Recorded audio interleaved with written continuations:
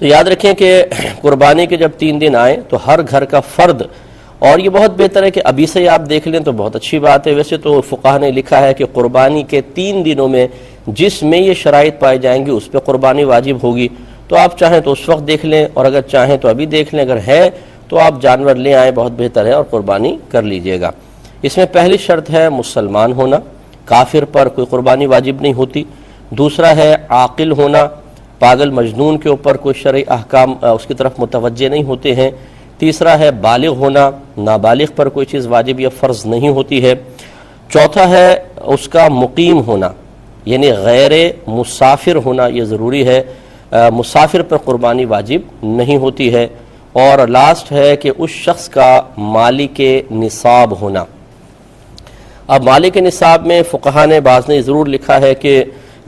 جس شخص میں قربانی کے ان 3 دنوں میں جس شخص کے پاس گھر میں 7.5 تولہ سونا ہو، یا 52.5 تولہ چاندی ہو، یا اتنا روپیہ جس سے وہ 52.5 تولہ چاندی خرید سکتا ہو، یا اتنا مال تجارت، یا اتنا اس کے پاس ضروریات زندگی سے زیادہ سامان پڑا ہو جس کی مالیت 52.5 تولہ چاندی تک پہنچ جاتی ہو، تو اس پر قربانی واجب ہے۔ اس کی اب ہر چیز کی میں تھوڑی تھوڑی تفصیل عرض کروں گا۔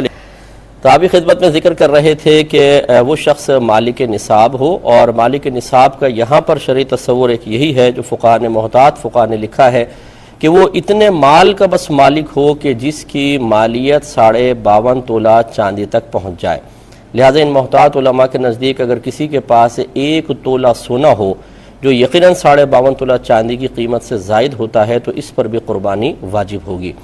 ایسے ہی اگر آپ نے کوئی پلاٹ لے کے رکھے ہوئے ہیں مثال کے طور پہ، زکوٰۃ میں تو یہ ضروری ہوتا ہے کہ آپ نے اس کو خالصتاً بیچنے کی نیت سے لیا ہو، تب وہ مال تجارت بنتا ہے اور اس پہ زکوٰۃ بنتی ہے۔ لیکن قربانی کے مسئلے میں یہ ہے کہ چاہے آپ نے کسی بھی نیت سے لے کر رکھا ہو، جو بھی چیز آپ کی ضرورت سے زائد ہے اس کو نصاب کے شمار میں یا نصاب کا حساب و کتاب کرتے ہوئے ملایا جائے گا۔ لہٰذا آپ نے 2 پلاٹ رکھے ہوئے ہیں کہ بعد میں اس پہ مکان بنا لیں گے، اسی طریقے سے بلکہ یہاں تک فقہا نے فرمایا کہ اگر آپ کے 6 کمرے ہیں، 2 مقفل ہیں، استعمال بالکل بھی نہیں ہوتے، تو ان 2 کمروں کی قیمت کا بھی اعتبار ہوگا، کیونکہ وہ آپ کی ضرورت سے زائد ہیں، اور دیکھیں گے اگر ان کی قیمت کو لگا لیا جائے آپ مالک نصاب بن جاتے ہیں۔ 52.5 تولہ چاندی کے برابر آپ کی مالیت آپ کی ملکیت میں ثابت ہو جاتی ہے، تو آپ پہ قربانی واجب ہے۔ لہٰذا میں گزارش کرتا ہوں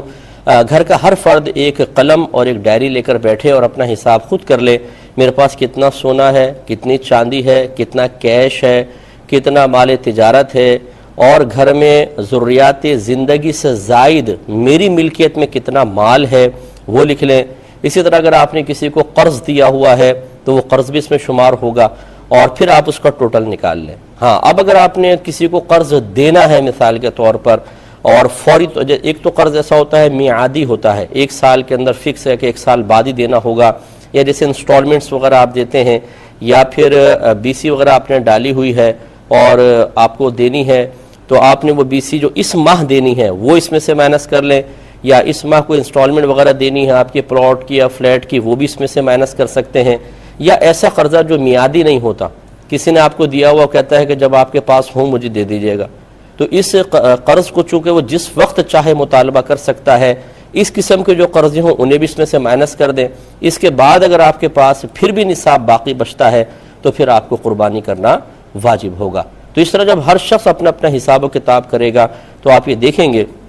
کہ گھر میں کبھی 4 قربانیاں بن رہی ہوں گی، اور کبھی 5 قربانیاں بھی ہو سکتی ہیں، اور یہ بھی ہو سکتا ہے کہ ہر فرد پہ قربانی بن رہی ہو۔ اور یہ بھی آپ دیکھیں گے اور آپ شاید محسوس کر سکیں گے کہ ہم نے کسی سال غلط قربانی کر دی تھی۔ غلط سے مراد کہ جس پر واجب تھی اس کی طرف سے نہیں کی، جس پہ واجب نہیں تھی اس کی طرف سے نفل کر کے اللہ تبارک و تعالیٰ کا قرب حاصل کرنے کی کوشش کر رہے ہیں۔ یاد رکھیں کہ سب سے پہلے فرض اور واجب کا مطالبہ ہوتا ہے۔ کوئی جتنا بھی نفلی صدقہ کرتا رہے، زکوٰۃ نہ دے، نفلی صدقہ کرتا رہے، قربانی نہ کرے، صدقہ فطر وغیرہ نہ دے، اگر کفارہ لازم ہے کفارے ادا نہ کرے، تو اصول شرع یہی ہے کہ جس جنس کا کوئی فرض یا واجب باقی ہو اس جنس کا نفل مقبول نہیں ہوتا ہے۔ تو پھر آپ کو یہ نفل صدقات فقیر کو دے دینا، غریب کی شادی کروا دینا، فلاں مقام پر دے دینا، یہ قبول نہیں ہوگا۔ اچھی طریقے سے یاد رکھیں۔ تو دیکھیں آپ دوبارہ ایک دفعہ سماعت فرما لیں کہ قربانی کے 3 دن یعنی 10، 11 اور 12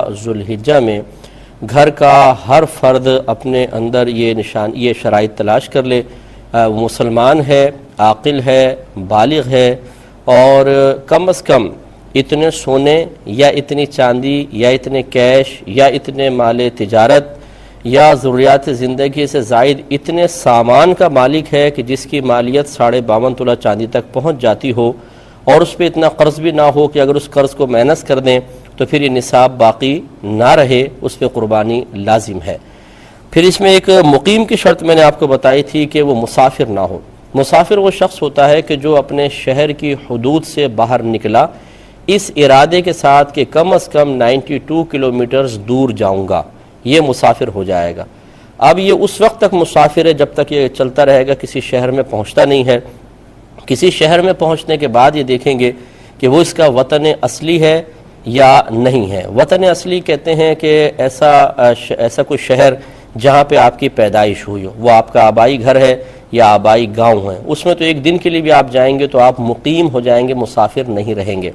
یا آپ نے وہاں پر شادی کی ہے، چاہے آپ وہاں پر رہتے نہ ہو لیکن اس میں آپ نے وہاں شادی کی ہے اور ابھی آپ کا جو سسرال وغیرہ ہے وہ سب وہاں پر باقی ہے، کوئی مائیگریٹ کر کے نہیں چلے گئے۔ ایسے ہی جو آبائی گھر یا میں نے عرض کیا وہاں پہ ماں باپ موجود ہوں یا آبائی گھر موجود ہو، اگر وہاں سے مائیگریٹ کر کے چلے گئے تھے تو پھر وہ ختم ہو جاتا ہے، تو اس وقت تک رہے گا۔ یا تیسرا یہ ہوتا ہے کہ آپ نے کسی جگہ مستقل رہائش اختیار کر لی ہے اور وہاں سے اب کبھی بھی نہ جانے کا ارادہ ہو۔ ہاں اچانک کوئی ایمرجنسی ہو جائے تو ایک الگ بات ہے، لیکن آپ کا ارادہ یہ بھائی اب تو ہم یہیں پر رہیں گے، تو وہ وطن اصلی کہلاتا ہے۔ تو اگر آپ سفر کرتے کرتے اس میں داخل ہو گئے تو آپ مقیم ہو جائیں گے، اور اگر ایسا کوئی وطن اصلی نہیں ہے، کسی اور شہر میں داخل ہوئے ہیں، تو پھر یہ دیکھا جائے گا کہ 15 دن یا اس سے زیادہ ٹھہرنے کی اگر آپ نیت کریں گے تو غیر مسافر یعنی مقیم بنیں گے، اس سے کم ٹھہرنے کی نیت ہے تو آپ مسافر رہیں گے۔ مسافر پہ قربانی واجب نہیں ہوتی، مقیم پر واجب ہوتی ہے۔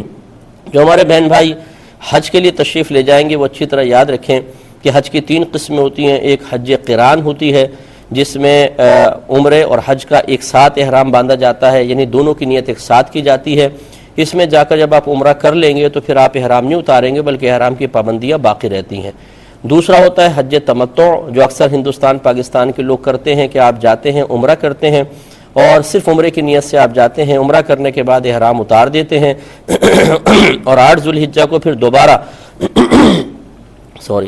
8 ذوالحجہ کو دوبارہ حج کا احرام پہنتے ہیں، یہ حج تمتع کہلاتا ہے۔ اور تیسرا حج افراد ہوتا ہے کہ جس میں صرف حج کا احرام پہنا جاتا ہے، اس میں عمرے وغیرہ کی کوئی نیت نہیں ہوتی،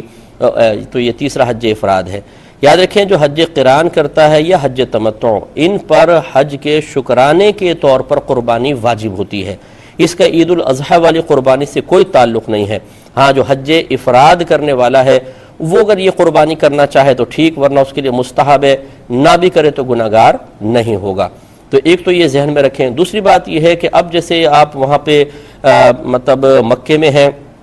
پھر وہاں سے مینا، پھر عرفات، پھر مزدلفہ، پھر مینا تشریف لائیں گے، تو اب یہاں سے جب آپ جاتے ہیں تو ان تمام کے جتنے ایام ہیں انہیں ضرور کاؤنٹ کیجئے۔ اگر مکے میں آپ ہیں، جیسے عزیزیہ میں جا کے بھی آپ ٹھہرتے ہیں یا عین مکے کے کسی ہوٹل میں ٹھہرے ہوئے ہیں، یہ سارے دن، پھر مینا، مزدلفہ، عرفات، پھر مینا میں یہ سارے کے سارے دن کا آپ شمار کریں گے۔ اگر یہ 15 دن یا اس سے زیادہ بنتے ہیں تو آپ ٹیم ہیں، اگر اور پھر مالک نصاب بھی ہوں تو عید الاضحیٰ والی قربانی علیحدہ کرنی ہوگی، ایک حج کے شکرانے والی اور ایک ایسی۔